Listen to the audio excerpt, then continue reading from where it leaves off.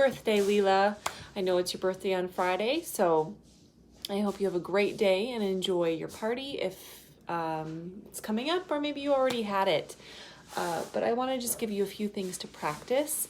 I made some notes for you here on my computer. So, the first thing I wanted to remind you about was the flashcard test.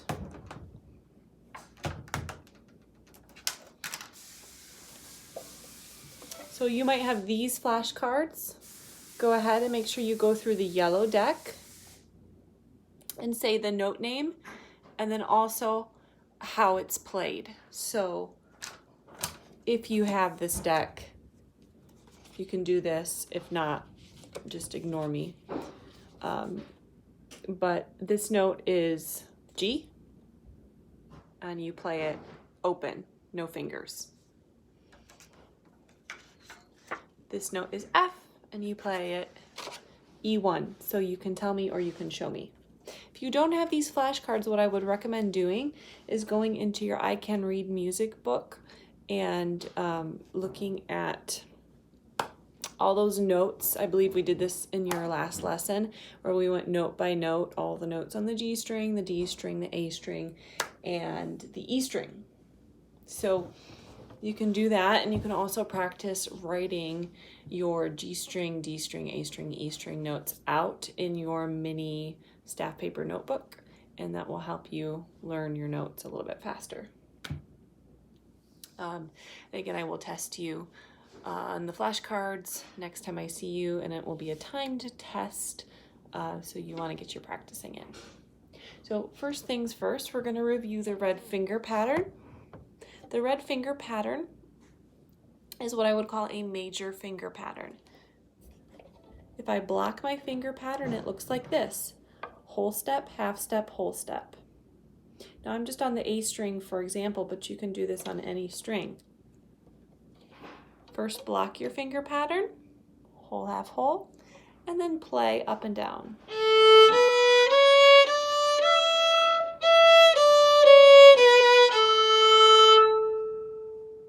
And actually, you can remove the extra E I played. You can actually just play.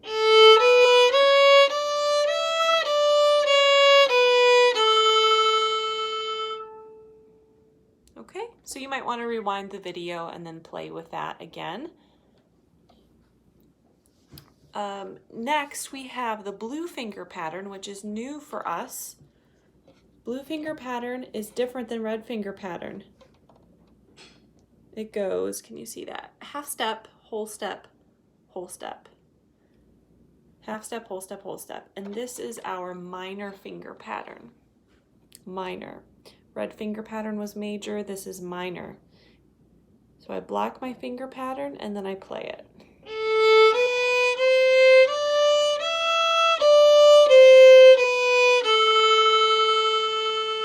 Now you can probably hear how the minor finger pattern sounds a little spookier than the major finger pattern. To hear this a little bit better, play major then minor, like this.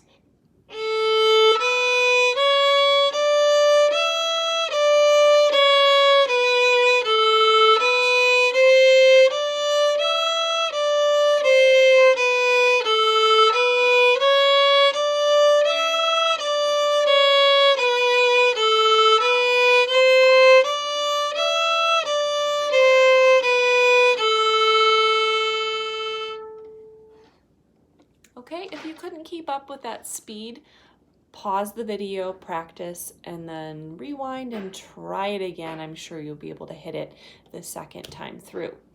Now, next thing we're going to do is a warm-up for Allegretto. So in Allegretto, we have to use our bow in a very specific way. You've heard me talk about staccato before, and there's more staccato in Allegretto. So I like to call the way we play the Allegretto rhythm, I like to call it short, short, long. Because we have two short eighth notes, staccato, followed by a long quarter note. Short, short, long. So we want to do something I call biting the string. We bite the string to make it sound staccato. And then we use a lot of bow on the quarter note. So practice short, short, long on your D string a couple times. And then when you've done that and you feel comfortable, what we're going to do is take short, short, long and play it on a D scale. Here's how it sounds.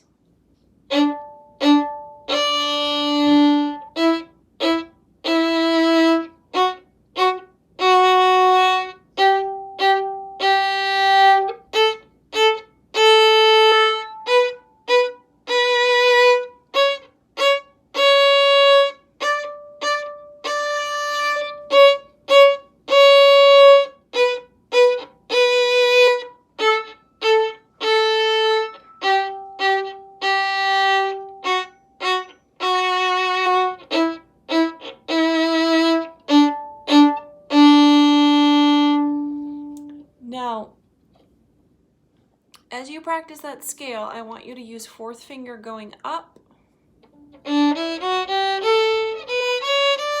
and coming down.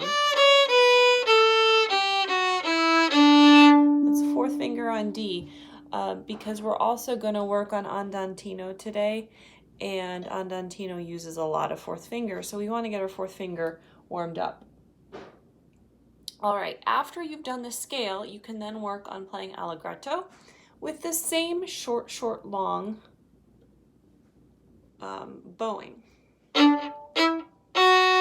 Short, short, long, short, short, long, short, short,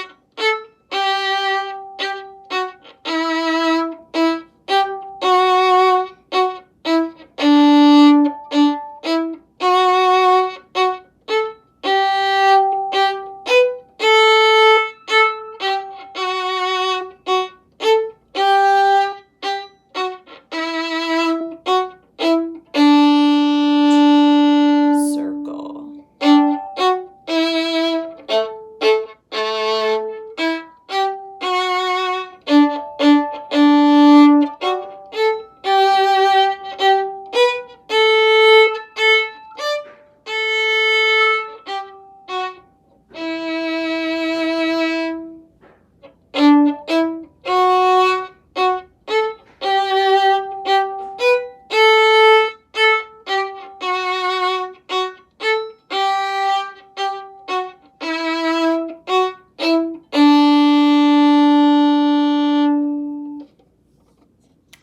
So that's Allegretto, and you can try playing along with that recording as well. Next is Andantino, and yes, I do still want you to look over those notes, even though we haven't done it in class yet. Start looking at the notes, learn the notes, and then to get you started on that, we're gonna play kind of like we did on Allegretto with the short, short, long bowing style and the D major scale, except the bowing style on Andantino is different. I'm going to call this go, go, stop, go, go, stop. We don't play the eighth note staccato like on Allegretto. We play them smooth. So go, go, stop, go, go, stop, go, go, stop. It's a totally different feeling. So then we can take that rhythm, and by the way, go ahead and practice that on your D string, pause the video, and then we can take that rhythm and play it on the D major scale. Ready, go. Go, go, stop, go, go, stop, go, go, stop, go, go, stop, fourth finger, go, go, stop, go, go, stop, go, go, stop, go, go, stop, go, go, stop, go, go, stop, fourth finger, go, go, stop, go, go, stop, go, go, stop, go, go, stop. All right, now I'm just going to play through Andantino once. This will be the last thing I do.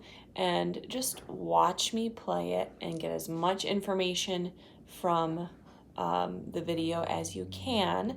And start practicing Andantino on your own. Here we go.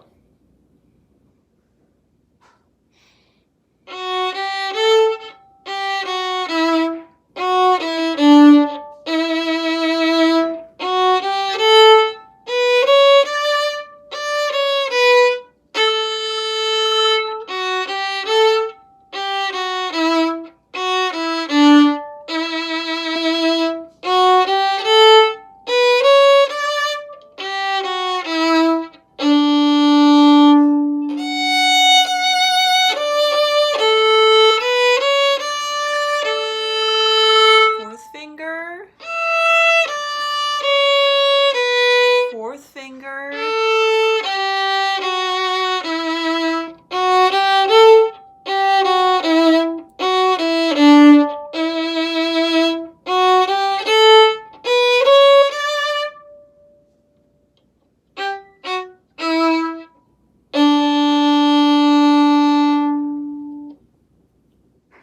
happy practicing. Bye.